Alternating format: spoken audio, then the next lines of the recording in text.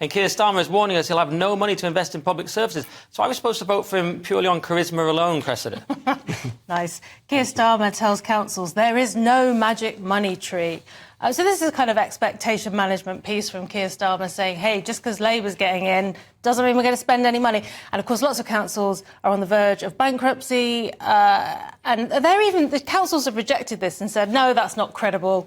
How can it not be credible that there's no money? I think that's very credible. We've had COVID and all the rest of it. So... the councils are saying, no, they'll have to find the money somewhere. And, of course, Starmer is talking about the Tories. He's saying they've left him a poisoned chalice, there's no money left. And this is this sort of fashionable thing now, isn't it? The left are saying... they're saying conservative things. You know, it's... Well, because they know they're going to win.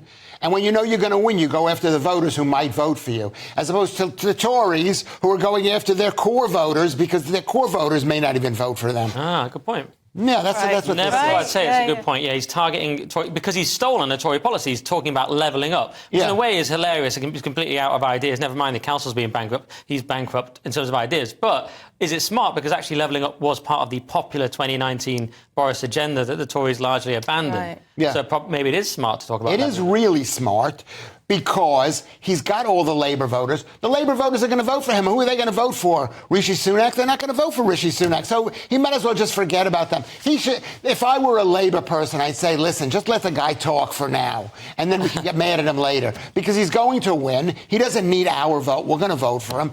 But maybe he could win a couple of dozen extra seats and basically destroy the Tories. Is he also, with the magic money tree, further distancing himself from Corbyn? Because that was a big phrase that they attacked Corbyn with. There's no magic money tree. And now Starmer's saying there's no magic money tree.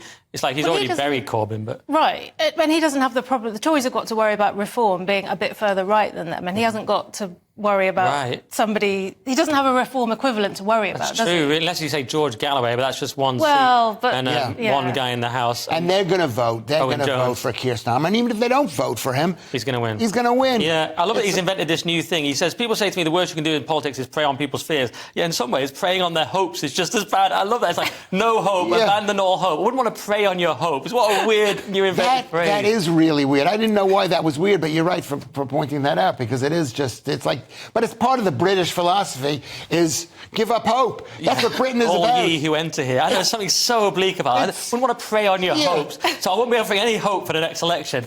Wow, Do you remember when I have a joke about don't ask how British, not a joke, but how British people are always telling their kids, don't ask, I want doesn't get, I want doesn't get, don't ask, I want doesn't get. It's like telling, he's telling British people, you're not going to get what you want, so just shut up about it. Yeah, I want doesn't get.